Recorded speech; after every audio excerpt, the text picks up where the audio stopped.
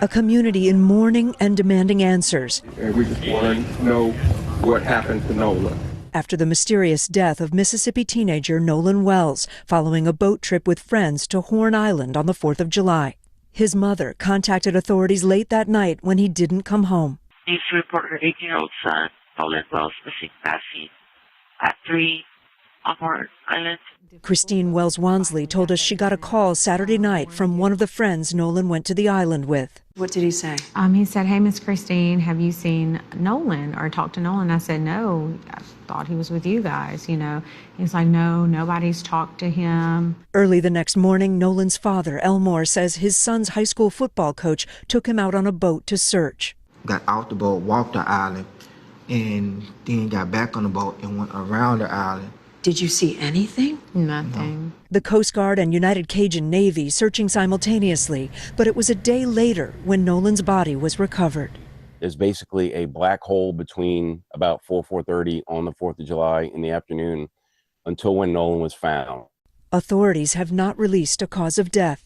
Do you think there's a possibility that your son drowned accidentally?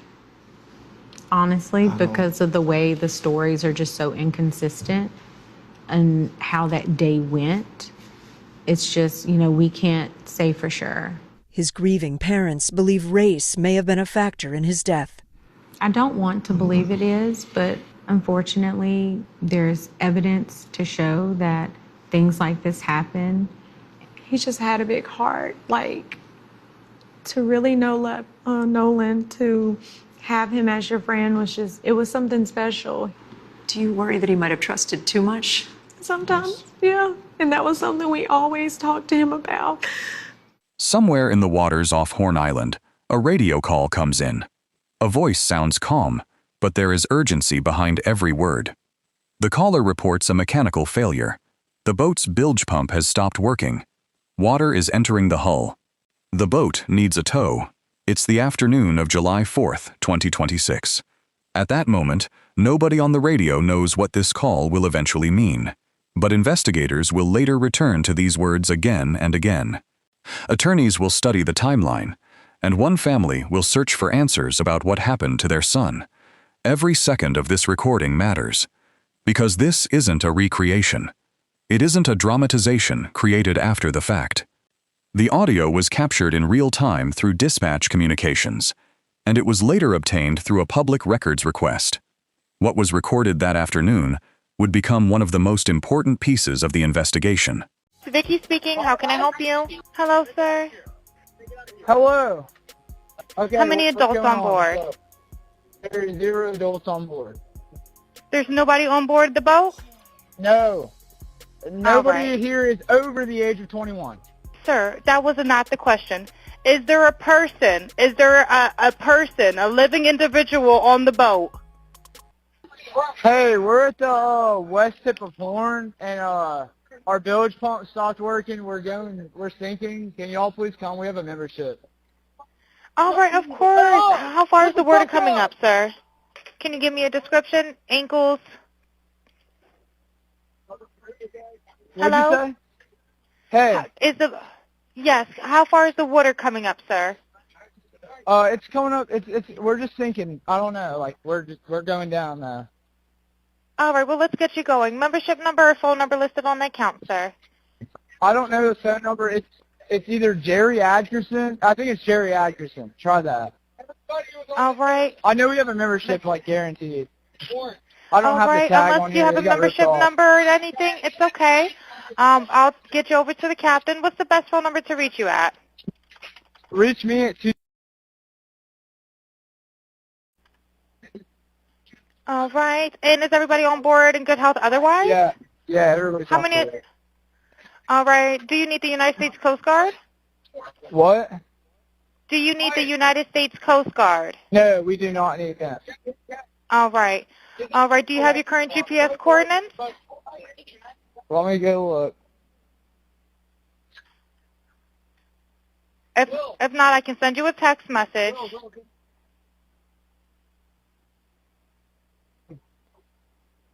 North. All right, are you ready? Yes, sir. I'm available. North 30 degrees, 5 4672. All right, 4672. All right, and you were breaking up a little bit. Can you just repeat it one more time to make sure I have it correct? Sorry, look. Hello, can you hear me? Yeah, what? So you're breaking up. If you need assistance, do you have a VHF radio? No, we do not have the VHF radio. All right, well, let's try to get you going because you don't have good cell phone reception. Can you verify your coordinates one more time? Okay, my coordinates are 30 degrees by 14.684 north, and then west by 88 degrees by 46.79. Right, it looks like you're on Horn Island, correct? Are you Yes, on we are Horn at Horn Island? Island. Yes. All right, is the boat sinking or you have it aground? We were sinking, yes. Is it aground is the question? No, we're not aground. We are in Okay. 17 foot of water. We're in 31 foot of water. All right, have to ask. What do you want to do? Do you want to be towed back? I want to get this boat unsank and towed back, yes. All right, where would you like it towed to, sir? You can tow it to Ocean Springs Harbor, or Fort Bayou launch. All right, how many adults and children on board? No, there's no children. So, is there anybody on board? How many adults, sir? That was the question.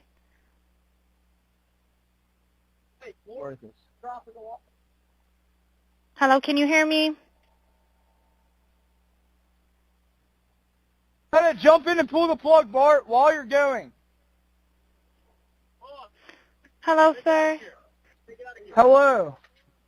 Yep, I just need you to answer these questions so I can get you over to the captain. Okay. How many what's adults going on board? There are 0 adults on board. There's nobody on board the boat?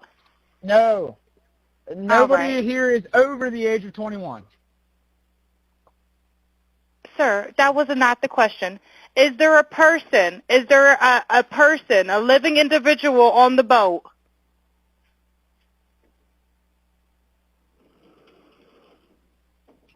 Hello? Is there a living person, someone breathing on the boat? Is there anybody on the boat? Yes, there's lots of people breathing on the boat. All right, how many people, sir? Like 7. All right, thank you. Does everyone have life jackets on or available to them? Yes, we have life jackets available. All right, verify what boat's sinking. A Triton, 22-foot offshore, 22-foot Triton offshore sea flight hull. All right. All right. Please hold. I'm transferring you to the local captain now. Okay, thank you. This is Captain Seth. Hi, Captain Seth. This is Vicky from International. How you doing today? Doing good. How are you? Good, good. I apologize ahead of time. I really do. You're going to have a fee-for-service come up under Jerry. Okay. It sounds like a bunch of kids on board on Horn Island. He's letting me know that his father's a member, but he can't give me any information. And he's saying the boat is sinking, and he's on Horn Island. It's just unfortunate. He's just a kid. There's a lot going on.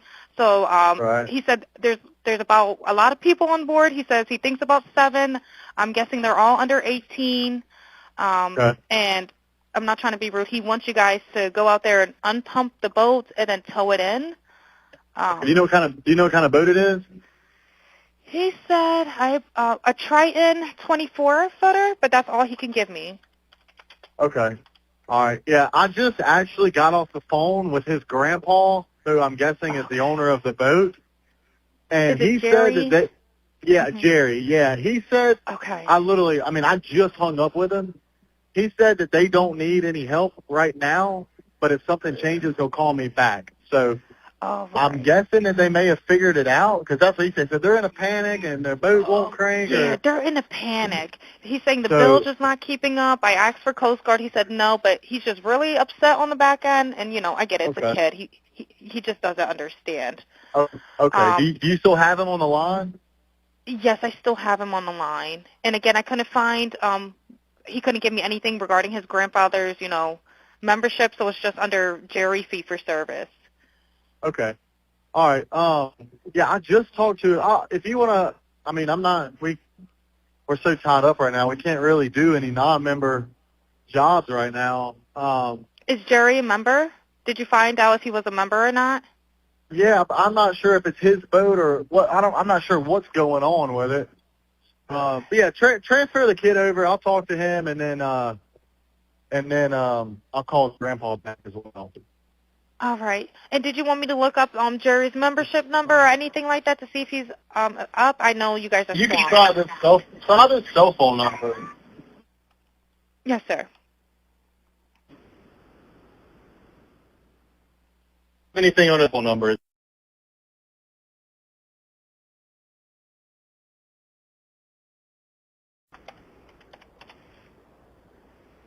All right. Yep. Jerry. Yeah, he's an active member. Hold on. What kind of boat do you have on there? Same boat? Yeah, he's one. Yeah, he's one of your members. Yep, 22-foot Triton. All right. I'll just disregard this one. I'm gonna send you over an accurate one under this Jerry Ackerson one. Okay, he's one of your members. You'll get in a couple minutes. Okay. Okay, perfect. All right, and yeah, just transfer this kid over whenever you get a chance. All right, transferring now. Thank you again, Captain. All right. Whoever placed that call had no idea what was coming. Hours later, an 18-year-old named Nolan Wells would not come home. Hold on to that thought for a second, because the timing matters more than it first seems.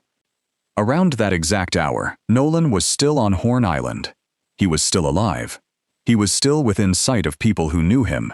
At the same time, his friend's boat was dealing with a real emergency on the water. Those two facts stand apart from each other. They're confirmed through separate records that don't depend on anyone's memory. What connects them, if anything, is what this investigation has spent weeks trying to find out. That does not prove the boat trouble caused Nolan to miss it. It doesn't prove the opposite either. But it gives us something solid to start with. Before the accounts, the theories, and the conflicting timelines pull us in different directions. A tow request, a struggling engine, a pump that couldn't keep up with the water coming in. That call exists because someone needed help getting a boat to shore. By the next morning, it would mean something no one could have imagined. To understand what happened, we have to go back to where Nolan was last seen and build this timeline, piece by piece. Before we go further, a quick note. This case involves the death of a young person. The investigation is still active and still unfolding. We'll cover forensic details and law enforcement findings. We won't use graphic descriptions. And we'll handle sensitive material carefully throughout. Welcome to the channel. I'm glad you're here. We cover cases like this the same way, every time. Slowly, carefully, only with information we can actually stand behind. No speculation dressed up as fact. No rumors treated like evidence. If that's the kind of coverage you want, consider subscribing. Here's exactly where this case stands right now. Nolan Xavier Wells was 18 years old. He'd just started college at Southwest Mississippi Community College. He was set to play football that fall. On July 4, 2026, he joined friends for a trip to Horn Island. It's a barrier island off the Mississippi coast. You can only reach it by boat. It's the kind of trip a lot of people take there every summer. Nothing about the plan itself was unusual. That part isn't in question. What happened after they arrived is where things get harder to pin down. That's who he was. What happened next is where the story turns uncertain. Let's go through what we actually know, step by step. This part doesn't rely on memory or guesswork. It relies on a machine that tracked location the whole time. The boat left the mainland around 9:56 that morning. That's from GPS data pulled later by state marine investigators. That data doesn't forget. It doesn't get confused months later. It just records where the boat was and when. At 4:31 that afternoon, the boat left Horn Island. Listen closely to what happens next. Because the route home wasn't simple, the boat reached the mainland dock at 5:44. But it didn't stay there. 8 minutes later, at 5:52, it moved again. It went into a nearby bayou. Then, back to the dock at 6:06. At 7:19 that evening, it moved once more. This time to a different boat launch. That's where it finally came off the water. Warren Hudson was one of the friends on that boat. He later gave his own account of that day. We'll get to what he said. But right now, we're staying with the raw record. None of these movements are in dispute. Investigators have this data. The family has seen this data. Nobody argues about where that boat was or when. So what happens next? Here's the detail underneath all of it. Every GPS point tells us exactly where the boat was. Not one of them tells us where Nolan was. He isn't part of that record. Not because anyone erased him from it, but because he wasn't the one being tracked. The boat left a trail. Nolan didn't leave that kind of trail. He left people, memories, accounts that would come later, accounts shaped by grief, by time, by what people actually saw. The boat's story is clear. Nolan's story, in that same window, is not. That gap is where this investigation still lives. Around 3 o'clock that afternoon, Nolan stood on a beach on Horn Island. People who knew him saw him there. That's the last confirmed moment anyone can point to. After that, the timeline relies on memory instead of record. Reports say Nolan was spending time with a girl named Katie McCormack. They'd met on the beach that day. What was said between them, we can't confirm firsthand. How long they talked, we don't know for sure. Katie McCormack has not spoken publicly about that day, not to reporters, not on camera, not in any statement tied directly to her. What exists instead are accounts from other people. People who heard things secondhand. People speaking on her behalf. We'll get to those accounts later, and we'll label them exactly as what they are. I have to be honest, this is the moment I keep coming back to. Not because it holds an answer, but because it's the last solid point before things get murky. 3 o'clock, a beach, people who recognized him. Then, at 4:31, a boat pulled away without him. 90 minutes. That's the entire gap between the last sighting and that boat leaving. What happened in those 90 minutes is the real question. Every witness account keeps circling back to it. Nobody has fully answered it. Not the friends who were there, not the investigators looking at it now. So before we get to what people said happened, we need to look at who said it and why the stories don't match. In the early days, the explanation seemed simple. Sheriff John Ledbetter told reporters that Nolan's friends left without him. In the sheriff's words, Nolan chose to stay behind. Ledbetter also said nothing pointed to a crime. That's a confirmed, on-record statement from the lead agency. For a while, it shaped how the public understood this case. 2 of Nolan's friends gave accounts that match that early version, at least on the surface. Warren Hudson was on the boat that day. He spoke about it later on a podcast. His account says Nolan chose to stay behind. He says Nolan planned to catch a different ride later. Trace Shepard was another friend who was there. He told a similar story to ABC News. He said Nolan met someone on the beach. He said Nolan planned to leave later, on his own time. 2 friends, 2 different times, both point the same way. Nolan stayed by choice. But that doesn't settle the question. It gives us a version, not a verified fact. Warren and Trace are sharing their own memories. That's not sworn testimony reviewed by a court, and the sheriff's statement came early. It came before the family's own investigation. It came before the phone questions. It came before either autopsy gave any real answers. So here's the fair question underneath all of this. Did Nolan make a clear, informed choice to stay? Did he fully understand what that meant? Or did he think he was still part of the plan? Did he believe he'd still make it back with everyone else? Those are not the same thing, and the difference matters more than it sounds. That was the early, official understanding. A different account would soon complicate it. This is where the story starts to shift. Katie McCormack still hasn't spoken publicly, but her sister, Gracie McCormack, spoke to the Daily Mail. Her account pushes back on the story people had accepted.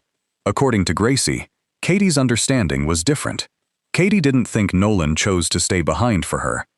She thought he was walking back to his own group. She thought he expected to catch the boat before it left. Sit with that difference for a second. It's not the same as, he decided to stay. One version has Nolan making a clear, deliberate choice. The other has him believing he was already heading back. Something may have gone wrong between the beach and the boat. These aren't small differences in the same story. They're two different stories about what Nolan understood. And then there's the question of what happened after 4:30, once the boat had already left. Here, the reporting itself becomes part of the problem. At one point, no witnesses had come forward publicly. No one said they'd seen Nolan after the boat left. Later reporting mentioned unnamed witnesses. They told investigators they'd seen him there afterward. Both claims can't be treated as settled fact at once. Either more people came forward over time, or some of what's circulated hasn't held up. Neither the Daily Mail account nor the unnamed witnesses are confirmed. The sheriff's office hasn't verified either one directly.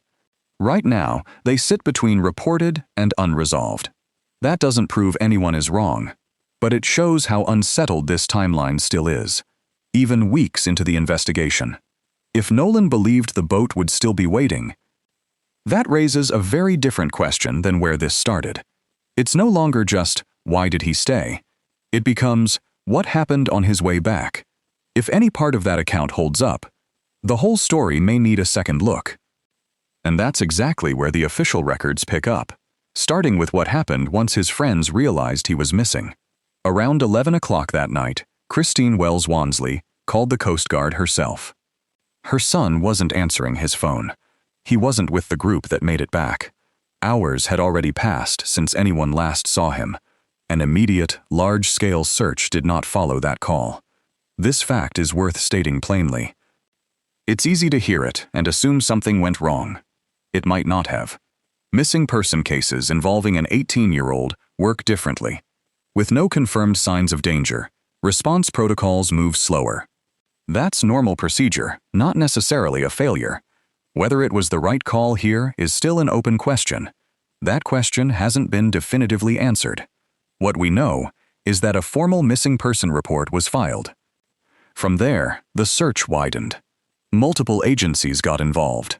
The Sheriff's Office, the Coast Guard, volunteer search teams from the United Cajun Navy. They worked alongside the National Park Service. The Park Service oversees Horn Island as federal land. Early on July 6th, around 8:45 in the morning, a ranger found a body. It was in the water near the island shoreline. The next day, the coroner confirmed it through dental records. It was Nolan Wells. 2 days.